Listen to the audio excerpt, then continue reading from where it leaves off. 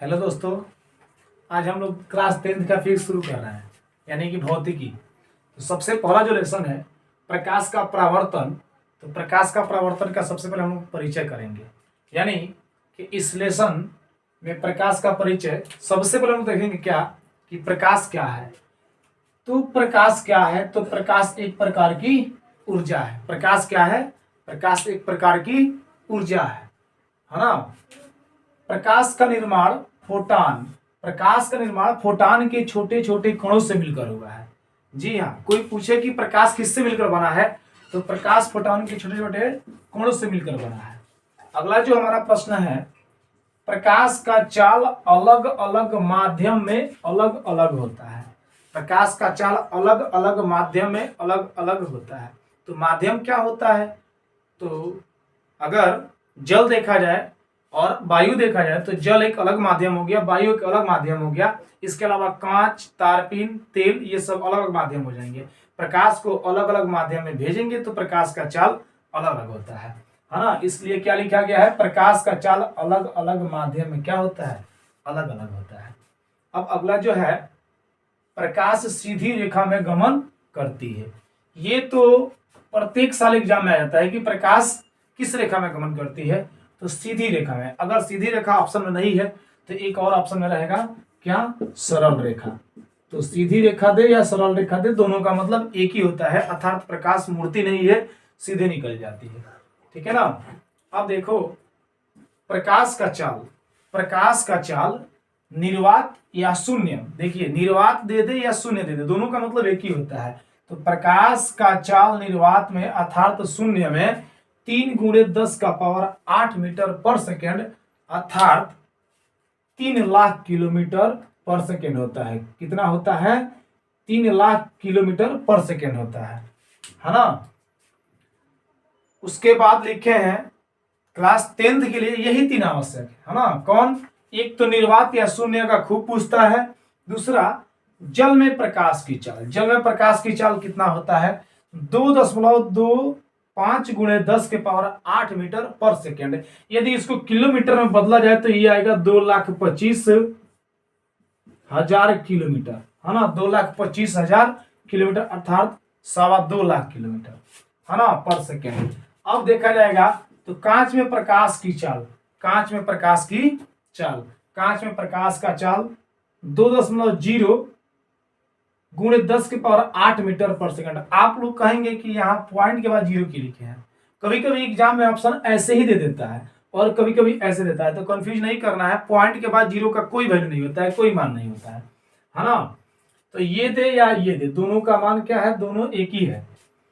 प्रकाश को पृथ्वी पर आने में 8 मिनट, लगभग में 8 मिनट 20 सेकंड लगता है। कितना समय लगता है? सूर्य से जब प्रकाश निकलता है तो पृथ्वी पर पहुंचने में कितना टाइम लगता है? 8 मिनट 20 सेकंड।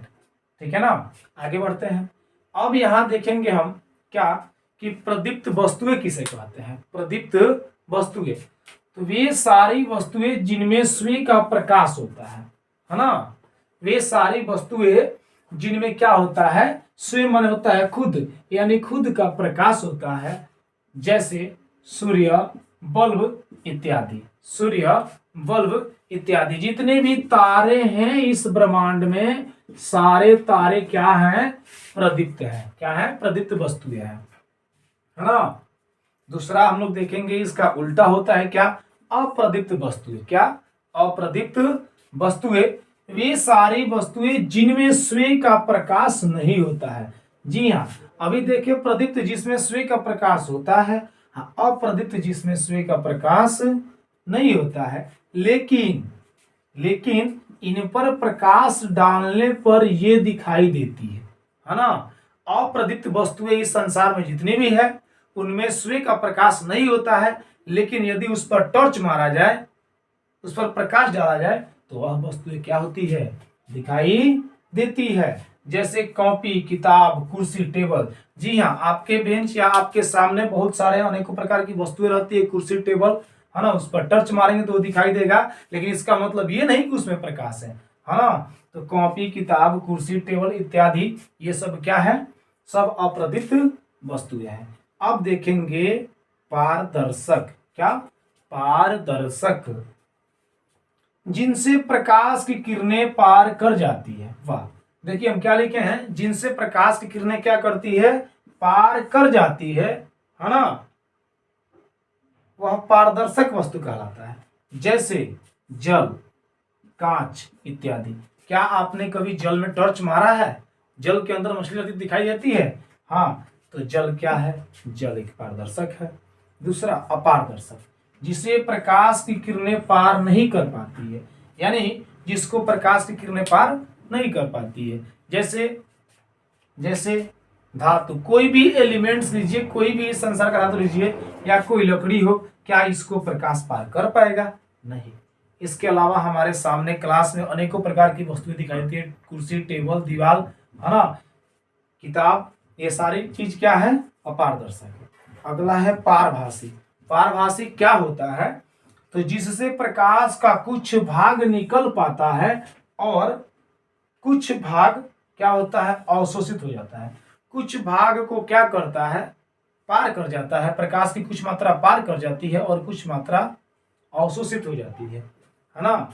जैसे तेल लगा हुआ कागज। तेल लगा हुआ कागज, जी हाँ, आप लोग इसको करके देख सकते हैं। कागज पे अगर तेल लगा है, उस पर टॉर्च मारिएगा तो प्रकाश की कुछ मात्रा क्या करेगी? उस कागज के टुकड़े को पार कर जाती है ना। दूसरा है घिसा हुआ कांच। दूसरा क्या है?